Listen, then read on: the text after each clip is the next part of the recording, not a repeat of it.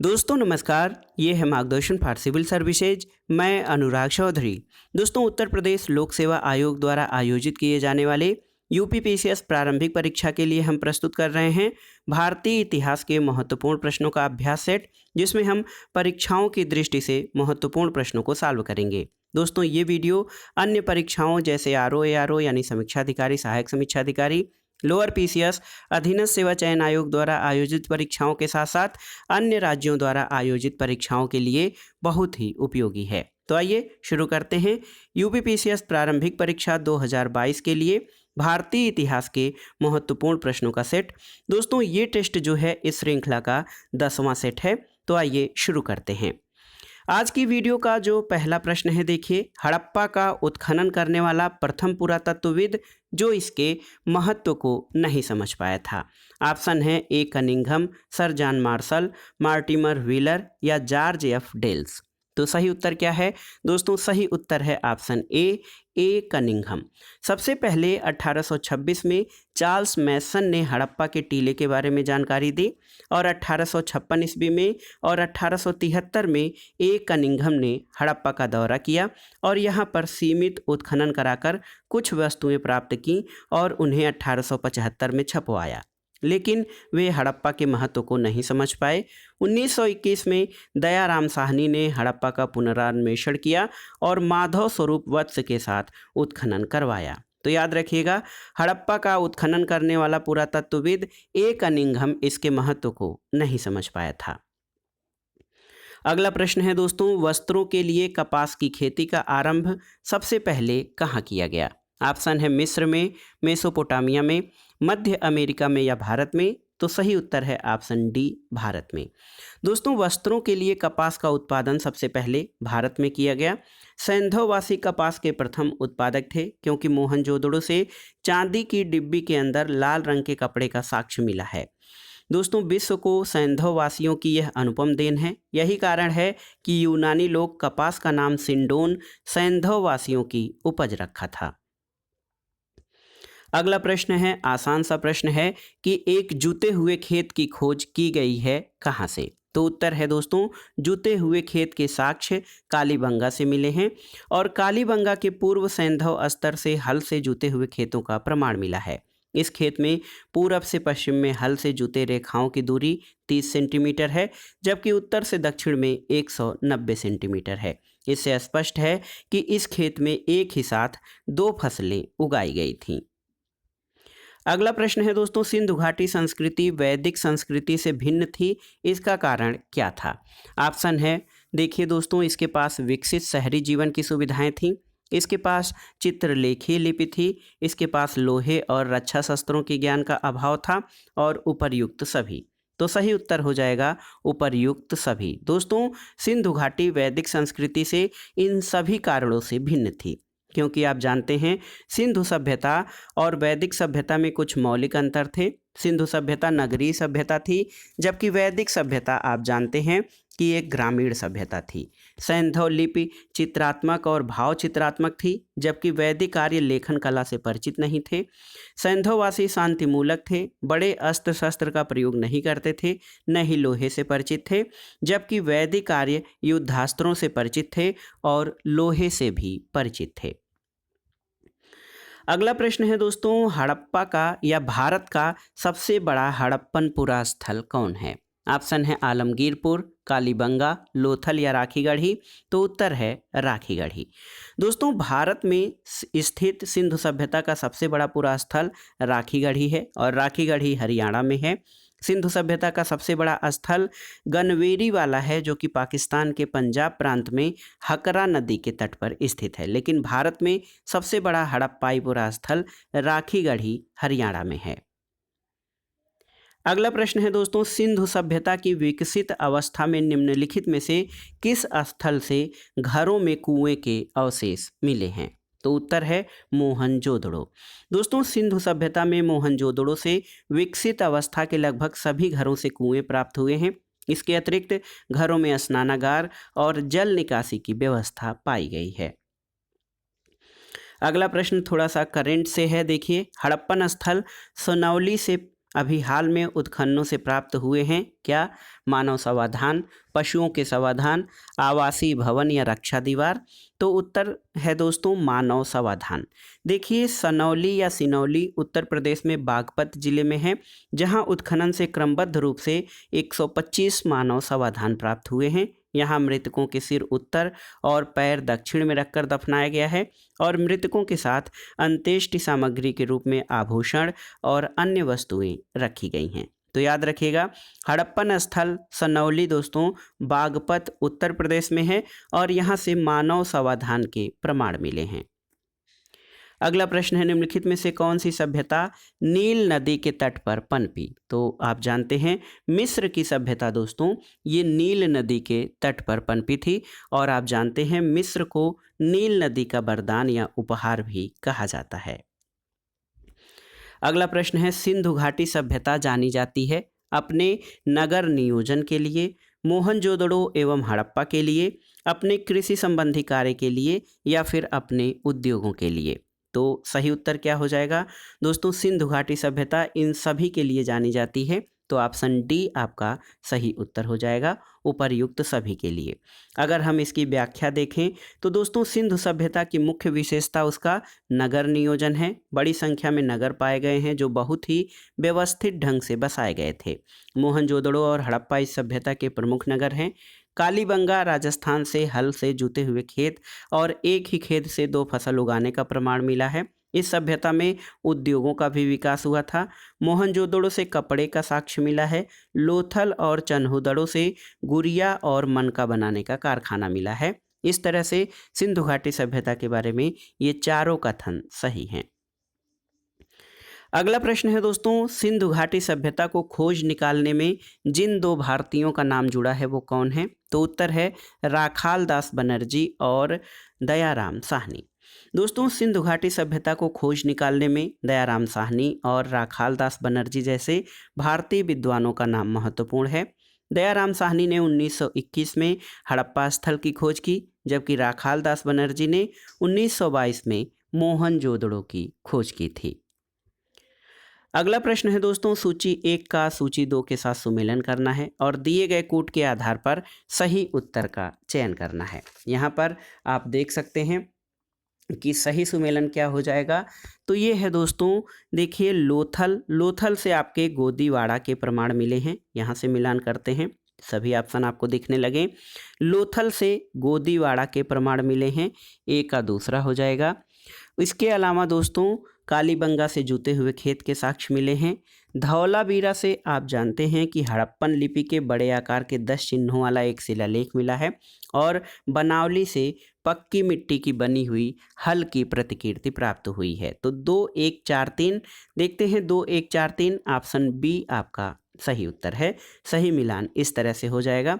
दोस्तों लोथल से आप जानते हैं गोदीवाड़ा या डॉकयार्ड के प्रमाण मिले हैं। सैंधववासियों के यहाँ से विदेशी व्यापार और समुद्री यात्राओं की जानकारी मिलती है। कालीबंगा से जुते हुए खेत मिले हैं और उससे उस काल की कृषि की जानकारी मिलती है। धौलावीरा से हड़प्पा लिपि के बड़े आकार के 10 चिन्हों वाला एक शिलालेख मिला है और ये सूचना पट्ट का प्रमाण है। और बनवाली से पकी मिट्टी की बनी हल की प्रतिकृति मिली है, जिससे पता चलता है कि सैंधववासी कृषि में हल का प्रयोग करते थे। अगला प्रश्न है दोस्तों, निम्नलिखित पशुओं में किस एक का हड़प्पा संस्कृति में पाई गई मोहरों और टेराकृतियां पे निरूपण नहीं हुआ है? ऑप्शन है गाय, हाथी, गैंडा या बाघ। तो सही उत्तर है गाय का निरूपण नहीं हुआ है। दोस्तों आप जान लीजिए कि हड़प्पा स्थलों से प्राप्त मोहरों और टेराकोटा कलाकृतियां जो कि मिट्टी की मूर्तियां हैं, उसमें गाय का निरूपण नहीं हुआ है, जबकि हाथी, गैंडा, बाघ का निरूपण हुआ है। दोस्तों हड़प्पाई मुद्राओं में सबसे ज़्यादा चित्रण एक श्रृंगी पशु का हुआ है, जबकि सबसे ज़्यादा मृण मूर्तियाँ बैल की प्राप्त हुई हैं।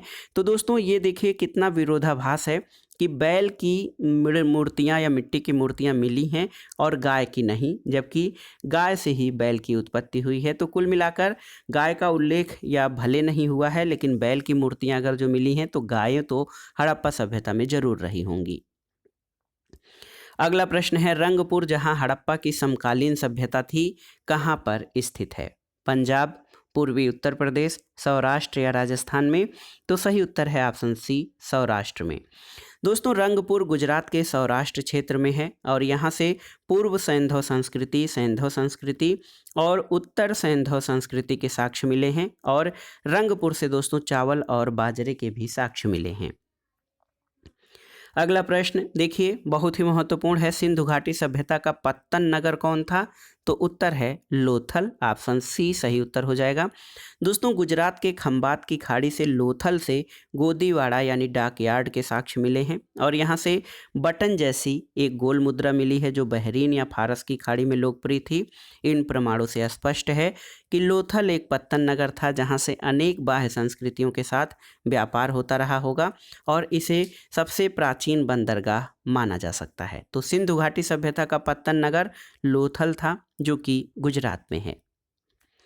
अगला प्रश्न है, निम्नलिखित के आने का सही कालानुक्रम क्या है? देखिए, सोने के सिक्के, आहत मुद्रा चांदी के सिक्के, लोहे का हल और नगर संस्कृति।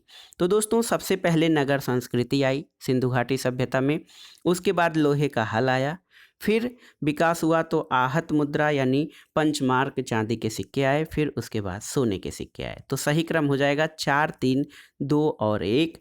ऑप्शन डी आपका सही उत्तर है। दोस्तों देख लीजिए कि सिंधु सभ्यता के अंतर्गत सबसे पहले नगर संस्कृति या नगरीय सभ्यता का विकास हुआ, इसलिए इसे प्रथम नगरीय क्रांति की संज्ञा दी जाती है। 6ठी शताब्दी ईसा पूर्व में सबसे पहले लोहे के हल का प्रमाण मिला। इसके बाद आहत मुद्रा के रूप में चांदी के सिक्के प्रचलित हुए जिसका समय 5वीं शताब्दी ईसा पूर्व का है और मौर्योत्तल काल में सबसे पहले यूनानी शासकों ने सोने के सिक्कों का प्रचलन किया। तो ये सही क्रम नगर संस्कृति, लोहे के हल, आहत मुद्रा चांदी के सिक्के और सोने के सिक्के रहे। अगला प्रश्न है दोस्तों, मोहनजोदड़ो और हड़प्पा की खुदाई के प्रभारी कौन थे? तो उत्तर है दोस्तों, मोहनजोदड़ो और हड़प्पा की खुदाई के प्रभारी या इंचार्ज सर जॉन मार्शल थे। हड़प्पा की खोज 1921 में दयाराम साहनी और मोहनजोदड़ो की खोज 1922 में राखाल दास बनर्जी ने की थी और इस समय भारतीय पुरातत्व सर्वेक्षण विभाग के महानिदेशक सर जॉन मार्शल थे। अतः इन दोनों स्थलों के खुदाई के प्रभारी सर जॉन मार्शल थे। अगला प्रश्न है दोस्तों, सिंधु सभ्यता संबंधित है किससे? प्रागैतिहासिक युग से, आद्य ऐतिहासिक युग से, ऐतिहासिक युग से या फिर उत्तर ऐतिहासिक युग से? तो सही उत्तर क्या हो जाएगा?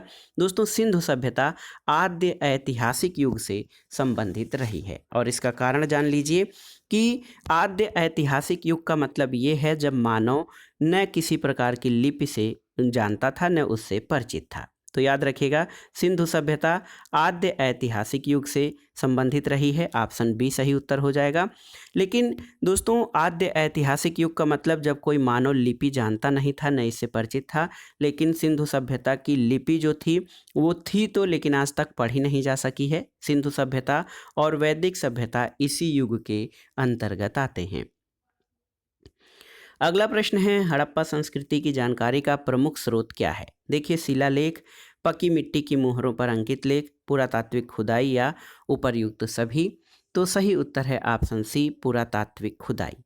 दोस्तों देखिए, हड़प्पा सभ्यता से प्राप्त लेख जो हैं पढ़े नहीं गए हैं। इस सभ्यता की जानकारी का स्रोत पुरातात्विक लेख हैं। तो याद रखिए पुरातात्विक खुदाई है। हड़प्पा और मोहनजोदड़ो के बारे में हमें जो भी जानकारी मिलती है वो पुरातात्विक खुदाई के साक्ष्यों से मिलती है। अगला प्रश्न है दोस्तों, सिंधु घाटी के निवासियों की सभ्यता को जानने का मूल स्रोत है वहाँ पर पाई गई मोहरें, बर्तन, जेवर, हथियार और औजार, मंदिर या लिपि? तो सही उत्तर है ऑप्शन बी, सिंधु घाटी के निवासियों की सभ्यता को जानने का मूल स्रोत बर्तन, जेवर, हथियार और औजार हैं। दोस्तों सिंधु सभ्यता के स्थलों के खुदाई के परिणाम स्वरूप वहाँ से कुछ पुरावशेष जैसे बर्तन, जेवर, हथियार और औजार से सैंधव वासियों के बारे में जानकारी मिलती है और सिंधु सभ्यता के किसी स्थल से मंदिर के अवशेष नहीं मिले हैं, न ही सैंधव लिपि अभी पढ़ी जा सकी है और मोहरों से सभ्यता के बारे में अधिक जानकारी नहीं मिलती है। अगला प्रश्न है, निम्नलिखित में से किसका सुमेल नहीं है? आलमगीरपुर उत्तर प्रदेश, ये आपका सही सुमेलित है। लोथल गुजरात में सही सुमेलित है। कालीबंगा हरियाणा सुमेलित नहीं है, क्योंकि कालीबंगा आप जानते हैं राजस्थान में घग्घर नदी के किनारे है। रोपड़ पंजाब में ये सही सुमेलित है।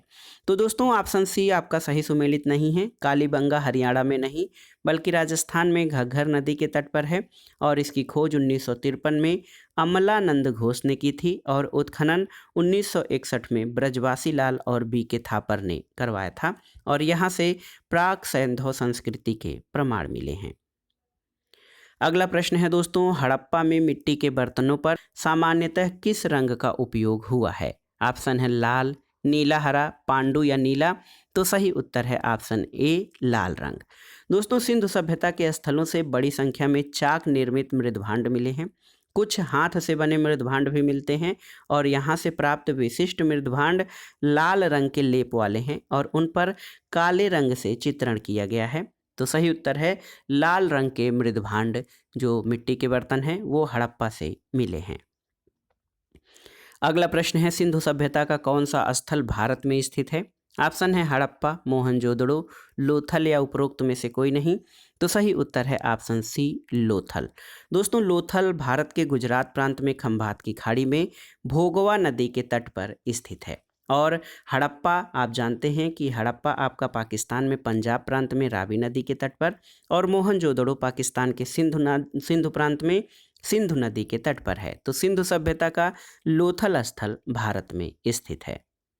अगला प्रश्न है, संस्कारों की कुल संख्या कितनी है? तो उत्तर है संस्कारों की कुल संख्या 16 है, और धर्म सूत्र में संस्कारों की विस्तृत व्याख्या की गई है। इनकी संख्या 16 बताई गई है। अगला प्रश्न है दोस्तों, निम्नलिखित में से वैदिक साहित्य का सही क्रम कौन सा है? तो सही क्रम आपका हो जाएगा वैदिक संहिताएं, उसके बाद ब्राह्मण, फिर आरण्यक और उसके बाद उपनिषद। तो दोस्तों वैदिक साहित्य के अंतर्गत सबसे पहले वैदिक संहिता अर्थात वेद रचे गए। वेदों को अपौरुषेय यानी दैवी कृति कहा गया है। वेदों के बाद ब्राह्मण रचे गए और इनमें कर्मकांडों का वर्णन है। इसके बाद आरण्यक रचे गए, इनमें आध्यात्मिक बातों का वर्णन है, और सबसे अंत में उपनिषदों की रचना की गई जिनको वेदांत कहा जाता है, और इसमें आध्यात्मिक बातों का चरमोत्कर्ष दिखाई देता है। अगला प्रश्न है दोस्तों, ऋग्वैदिक धर्म, जो ऋग्वैदिक धर्म था वो कैसा धर्म था? बहुदेववादी, एकेश्वरवादी, अद्वैतवादी या निवृत्ति मार्गी? तो उत्तर है ऋग्वैदिक धर्म दोस्तों ये बहुदेववादी धर्म था। ऋग्वैदिक आर्य प्रारंभ में सभी देवताओं को शक्तिशाली मानकर उनकी पूजा करते थे। अगला प्रश्न है, भारतीय प्रतीक पर उत्कीर्ण सत्यमेव जयते कहाँ से लिया गया है? तो ये लिया गया है मुंडकोपनिषद से।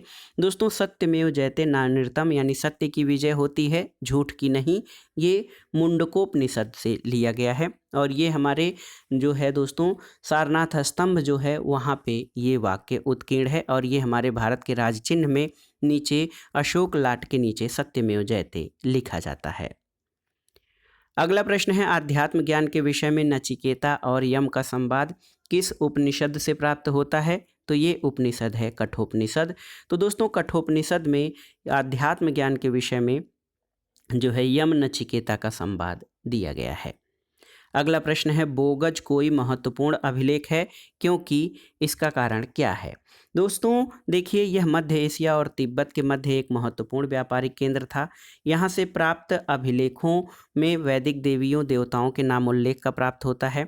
वेद के मूल ग्रंथों की रचना यहीं हुई थी या फिर उपर्युक्त में से कोई नहीं। तो सही उत्तर क्या है दोस्तों? सही उत्तर आपका हो जाएगा कि बोगज कोई महत्वपूर्ण इसलिए है क्योंकि यहाँ से प्राप्त अभिलेखों में वैदिक देवताओं और देवियों के नामों का उल्लेख मिलता है। देखिए दोस्तों एशिया माइनर में स्थित बोगज कोई से 1400 ईसा पूर्व का एक अभिलेख मिला है। इसमें हित्ती और मितानी नामक कबीले के बीच हुई संधि का उल्लेख है, और संधि की शर्तों की रक्षा के लिए वैदिक देवता इंद्र, मित्र, वरुण और नासत्य का उल्लेख किया गया है, और इन देवताओं का उल्लेख दोस्तों ऋग्वेद में भी मिलता है। अगला प्रश्न है, निम्नलिखित में से किसका संबंध बुद्ध के जीवन से था? देखिए अवंती, गांधार, कौशल और मगध में से किसका संबंध बुद्ध के जीवन से था? तो दोस्तों कौशल और मगध। देखिए केवल 3 और 4 यानी कौशल और मगध का संबंध बुद्ध के जीवन से था। आप जानते हैं महात्मा बुद्ध ने मगध में बौद्ध धर्म का प्रचार प्रसार किया था, यहीं इन्हें ज्ञान की प्राप्ति भी हुई थी। बुद्ध कौशल की राजधानी श्रावस्ती में सर्वाधिक 25 वर्षा काल व्यतीत किए थे। तो कौशल और मगध का संबंध बुद्ध के जीवन से है। अगला प्रश्न है दोस्तों, महात्मा बुद्ध का महापरिनिर्वाण कहाँ हुआ था? तो आप जानते हैं महात्मा बुद्ध का महापरिनिर्वाण कुशीनगर में हुआ था और बुद्ध की मृत्यु की घटना को महापरिनिर्वाण कहा जाता है। कुशीनारा में इनका जो है महापरिनिर्वाण हुआ था। इनका जन्म लुम्बिनी में हुआ था। बोध गया में ज्ञान की प्राप्ति हुई थी और इनके पिता कपिलवस्तु के शाक्य गण के राजा थे। अगला प्रश्न है, बुद्ध ने सर्वाधिक उपदेश कहाँ दिए थे? तो सही उत्तर है दोस्तों, बुद्ध ने सर्वाधिक उपदेश श्रावस्ती में दिए थे। महात्मा बुद्ध ने 45 वर्षों तक निरंतर अपने धर्म का प्रचार किया। इन्होंने सर्वाधिक 25 वर्षा काल श्रावस्ती में व्यतीत किया था, इसलिए सर्वाधिक उपदेश भी इन्होंने श्रावस्ती में दिया था। श्रावस्ती कौशल राज्य की राजधानी था और बुद्ध के समकालीन यहाँ का राजा प्रसेनजीत था। श्रावस्ती स्थित पूर्वाराम बिहार में बुद्ध ने सर्वाधिक समय व्यतीत किया था। अगला प्रश्न है, अनेकांतवाद निम्नलिखित में से किसका क्रोध सिद्धांत है? तो सही उत्तर है अनेकांतवाद जैन धर्म का क्रोध सिद्धांत है, जिसको स्यादवाद भी कहा जाता है। अगला प्रश्न है दोस्तों, कुंडल वन किसका जन्म स्थान है? आपको बताना है। तो आप जानते हैं कुंडल वन महावीर स्वामी का जन्म स्थान है। महावीर स्वामी का जन्म 599 ईसा पूर्व में या फिर 540 ईसा पूर्व में वैशाली के निकट कुंडग्राम में हुआ था। इसको कुंडलपुर भी कहा जाता है। इनके पिता सिद्धार्थ कुंडग्राम के ज्ञात्रिक वंश के राजा थे और इनकी माँ का नाम त्रिशला थी, जो कि वैशाली के लिच्छवी शासक चेटक की बहन थी। अगला प्रश्न है, सूची 1 का सूची 2 से सुमेलन कीजिए। देखिए, जैन धर्म, तो जैन धर्म का संबंध पावापुरी से है दोस्तों। इसके अलावा हिंदू धर्म, तो आप जानते हैं हिंदू धर्म का संबंध वाराणसी से है। इस्लाम धर्म मदीना से संबंधित है और ईसाई धर्म वेटिकन से। तो 3, 4, 1 और 2, देखिए 3, 4, 1 और 2 ऑप्शन सी आपका सही सुमेलन हो जाएगा। अगला प्रश्न है दोस्तों, देखिए निम्नलिखित में से कौन सा एक ग्रंथ 16 महाजनपदों का उल्लेख करता है? अंगुत्तर निकाय, मगझिम निकाय, खुद्दक निकाय या दीघ निकाय? तो सही उत्तर है अंगुत्तर निकाय। दोस्तों, बौद्ध ग्रंथ अंगुत्तर निकाय में 16 महाजनपदों का उल्लेख है और इनमें सर्वाधिक प्रामाणिक सूची मिलती है। अंगुत्तर निकाय सुत्त पिटक के 5 निकायों में से एक है। यद्यपि जैन ग्रंथ भगवती सूत्र में भी 16 महाजनपदों का उल्लेख मिलता है, लेकिन इसकी सूची प्रामाणिक नहीं मानी जाती है। तो याद रखिएगा, सबसे पहले 16 महाजनपदों का उल्लेख अंगुत्तर निकाय में मिलता है। अगला प्रश्न है दोस्तों, कलिंग युद्ध का विवरण हमें कहाँ से प्राप्त होता है? 13वें शिलालेख से, रुम्मनदेई स्तंभ लेख से, वेनसांग के विवरण द्वारा या प्रथम लघु शिलालेख द्वारा? तो उत्तर है 13वें शिलालेख द्वारा। दोस्तों, अशोक ने अपने राज्याभिषेक के 8 वर्ष बाद कलिंग विजय की, उसकी एकमात्र विजय थी। कलिंग युद्ध का विवरण 13वें दीर्घ शिलालेख के द्वारा मिलता है और अशोक के अभिलेखों में ये सबसे बड़ा अभिलेख है। इस अभिलेख से ज्ञात होता है कि अशोक ने इस युद्ध के बाद भेरी घोष यानी युद्ध की जगह धम्म घोष यानी धर्म का अनुसरण करने का निश्चय किया और इसी अभिलेख में अशोक के समकालीन 5 यूनानी राजाओं के नाम का भी उल्लेख है। इसी अभिलेख में दक्षिण के सीमांत राजाओं के नाम मिलते हैं। तो याद रखिएगा, 13वें शिलालेख से कलिंग युद्ध का विवरण मिलता है। अगला प्रश्न है, निम्नलिखित अभिलेखों में से किसमें अशोक का नामोल्लेख हुआ है? ऑप्शन है गुर्जरा, अहरौरा, ब्रह्मगिरी या सारनाथ में? तो सही उत्तर है गुर्जरा अभिलेख में। दोस्तों, मध्य प्रदेश के गुर्जरा अभिलेख में जो लघु शिलालेख मिलता है उसमें अशोक का नामोल्लेख हुआ है। इसके अतिरिक्त कर्नाटक में स्थित मास्की, नेत्तूर और उडेगोलन से प्राप्त लघु शिलालेखों में भी अशोक का नाम उल्लेख हुआ है। अगले प्रश्न पर आते हैं दोस्तों। अगला प्रश्न है, मौर्य मंत्रिपरिषद में निम्नलिखित में से कौन राजस्व इकट्ठा करने से संबंधित था? तो ये अधिकारी समाहर्ता होता था। मौर्य काल में दोस्तों समाहर्ता नामक पदाधिकारी राजस्व इकट्ठा करने से संबंधित था। व्यवहारिक दीवानी न्यायालय का अध्यक्ष होता था और अंतपाल जो होता था वो सीमाओं पर स्थित दुर्गों की देखभाल करने वाला अधिकारी था। प्रदेष्टा फौजदारी न्यायालय का अध्यक्ष था। अगला प्रश्न और इस वीडियो का आखिरी प्रश्न है दोस्तों, शक संवत पर आधारित राष्ट्रीय पंचांग कैलेंडर का एक चैत्र ग्रेगोरियन कैलेंडर पर आधारित 365 दिन के सामान्य वर्ष की तिथियों में से किस एक के अनुरूप है। तो दोस्तों शक संवत पर आधारित जो राष्ट्रीय पंचांग है हमारा कैलेंडर, उसमें चैत्र मास ग्रेगोरियन कैलेंडर के किस तिथि के अनुरूप है। तो सही उत्तर है 22 मार्च अथवा 21 मार्च। तो दोस्तों याद रखिएगा, भारतीय राष्ट्रीय पंचांग के अनुसार प्रथम माह चैत्र होता है और ग्रेगोरियन कैलेंडर के अनुसार चैत्र माह का प्रथम दिन 22 मार्च को पड़ता है। लीप वर्ष में ये 21 मार्च को पड़ता है और उसी तिथि को एक तरह से जाना जाए तो हमारे भारतीय हिंदू धर्म का या भारतीयों के हिसाब से 9 वर्ष 22 या 23 मार्च को 22 या 21 मार्च को पढ़ना चाहिए। तो याद रखिएगा, शक संवत पर आधारित राष्ट्रीय पंचांग का जो चैत्र का पहला दिन है वो ग्रेगोरियन कैलेंडर के 22 मार्च अथवा 21 मार्च से मेल खाता है। तो दोस्तों ये था आज का प्रैक्टिस सेट। इसमें हमने भारतीय इतिहास से संबंधित महत्वपूर्ण प्रश्नों को सॉल्व किया जो आपके आगामी परीक्षाओं जैसे UP PCS, MP PCS, Bihar, Rajasthan PCS आदि के लिए बहुत ही उपयोगी है। साथ ही उत्तर प्रदेश लोक सेवा आयोग द्वारा आयोजित विभिन्न परीक्षाओं के सामान्य अध्ययन खंड के लिए ये बहुत ही महत्वपूर्ण है। आप इन प्रश्नों को तैयार कर लीजिएगा। वीडियो आपको कैसा लगा हमें कमेंट बॉक्स में ज़रूर बताइए। वीडियो को लाइक करें, शेयर करें और इस चैनल मार्गदर्शन फॉर सिविल सर्विस को सब्सक्राइब करें। वीडियो देखने के लिए धन्यवाद दोस्तों। नमस्कार।